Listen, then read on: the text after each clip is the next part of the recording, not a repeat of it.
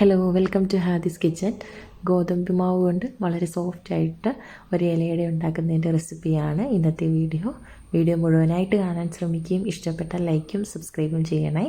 ആദ്യമായിട്ട് ഞാൻ ഫില്ലിങ്ങിന് വേണ്ടിയിട്ട് 1 കപ്പ് തേങ്ങ എടുത്തിട്ടുണ്ട്. 1 കപ്പ് തേങ്ങയിലേക്ക് 1/2 കപ്പ് ശർക്കര ചീകി വെച്ചത് ഇടുവാണ്. നമ്മുടെ മധുരത്തിനനുസരിച്ച് നമുക്ക് ശർക്കര ഇടാം. ശർക്കര അല്ലെങ്കിൽ പഞ്ചസാര ഇട്ടാലും മതി. ഏലക്ക പൊടിച്ചത് അല്ലെങ്കിൽ 2 ഏലക്ക ചതച്ചത്. ഞാൻ 2 ഏലക്ക ചതച്ചതാണ് കേട്ടോ ഇടുന്നത്. പിന്നെ അതിലേക്ക് ഒരു ചെറിയ 1/4 ടീസ്പൂണോളം ചെറിയ ജീരകം, ഇതെല്ലാം ചേർത്ത് നന്നായിട്ട് മിക്സ് ചെയ്യണം. നന്നായിട്ട് മിക്സ് ചെയ്ത് കഴിയുമ്പോഴത്തേന് നമ്മുടെ ഫില്ലിങ് റെഡിയായി കഴിയും. പിന്നെ അടയ്ക്ക് വേണ്ടിയിട്ടുള്ള മാവെടുക്കാം. ഞാൻ 2 കപ്പ് ഗോതമ്പ് പൊടിയാണ് എടുത്തേക്കുന്നത്. അതിലേക്ക് ആവശ്യത്തിന് ഉപ്പിട്ടിട്ട് നന്നായിട്ട് മിക്സ് ചെയ്ത് കൊടുക്കണം. മിക്സ് ചെയ്ത് കഴിയുമ്പോഴത്തേന് നല്ല തിളച്ച വെള്ളം ഒഴിച്ച് നമുക്ക് കുറേശ്ശെ ഒഴിച്ച് മാവ് നന്നായിട്ട് സോഫ്റ്റാക്കി എടുക്കാം. പെട്ടെന്ന് ഈ മാവ് കുഴച്ച് വരും കേട്ടോ. നമ്മൾ ഒരുപാട് താമസമൊന്നുമില്ല. അതുകൊണ്ട് കുറേശ്ശെ വെള്ളം ഒഴിച്ച് വേണം നമ്മൾ കുഴയ്ക്കാൻ. പെട്ടെന്ന് വെള്ളം ഒഴിച്ചാൽ അത് വെള്ളം കൂടിപ്പോവും. കുറച്ച് ലൂസായിട്ട് വേണം കുഴച്ച് നല്ല സോഫ്റ്റാക്കി എടുക്കണം. ഞാൻ മാവിനൊരു ഇത്തിരി കൂടി സോഫ്റ്റ്നെസ് വരാൻ വേണ്ടിയിട്ട് 1 സ്പൂൺ നെയ്യും കൂടെ ചേർക്കുന്നുണ്ട്. നെയ്യ് ചേർത്ത് കഴിയുമ്പോഴത്തേന് ഒന്നുകൂടെ നല്ല സോഫ്റ്റ് ആവും. നിങ്ങൾ ചെയ്ത് നോക്കുമ്പോൾ അറിയാം. നെയ്യ് പൊട്ട് ചെയ്യുമ്പോൾ നെയ്യ് ചേർത്തിട്ടൊന്ന് മിക്സ് ചെയ്തിട്ടുണ്ടെങ്കിൽ നല്ല സോഫ്റ്റ് ആവും. എന്നിട്ട് ചെറിയ ഓരോ ബോൾസ് ആക്കിയിട്ട് മാറ്റുവാണേ.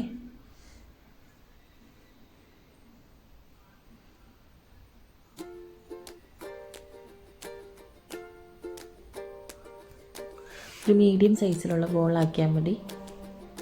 എന്നാലായിരിക്കും നമുക്കൊന്ന് പരത്താനൊക്കെ ഈസി ആയിട്ടുണ്ടാവുക. ബോളൊക്കെ റെഡിയായി.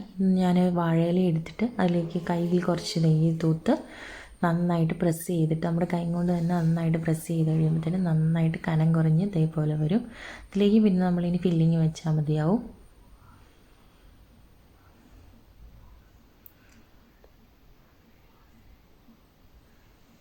നമുക്കിനി ഇങ്ങനെ എല്ലാം ഓരോന്നായിട്ട് ചെയ്തെടുക്കാം.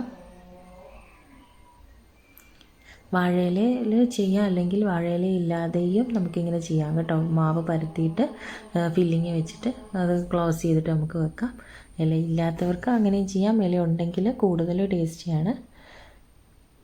ഇത് നമുക്കിനി സ്റ്റീം ചെയ്തെടുക്കാം. സ്റ്റീം ചെയ്ത് വെക്കാൻ നേരം വെള്ളം തിളച്ച് നന്നായിട്ട് ആവി വന്നതിന് ശേഷം മാത്രം നമുക്ക് ഓരോന്നോരോന്നായിട്ട് വയ്ക്കാം.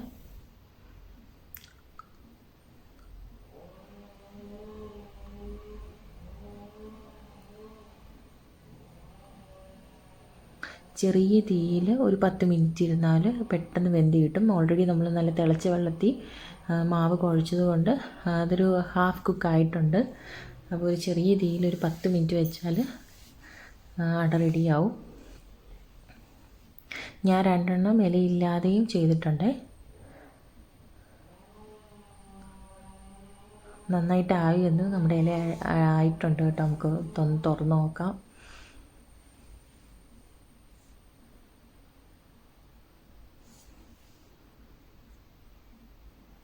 നമ്മുടെ ഇലയുടെ സെറ്റായിട്ടുണ്ട്. നല്ല സോഫ്റ്റാണ്. ഇതിപ്പം രാവിലെ ഉണ്ടാക്കി ഇടുകയാണെങ്കിൽ വൈകുന്നേരം വരെ അതേ സോഫ്റ്റ്നെസ് ആയിട്ടിരിക്കും. നല്ല ടേസ്റ്റുമാണ്. ഇതെന്തായാലും ഒരിക്കലെങ്കിലും നിങ്ങൾ ട്രൈ ചെയ്ത് നോക്കണം. വീഡിയോ ഇഷ്ടപ്പെട്ടിട്ടുണ്ടെങ്കിൽ ഒന്ന് ലൈക്ക് ചെയ്യാനും അതേപോലെ എൻ്റെ ചാനലിൽ നിന്ന് സബ്സ്ക്രൈബ് ചെയ്യാനും മറക്കല്ലേ. Thank you.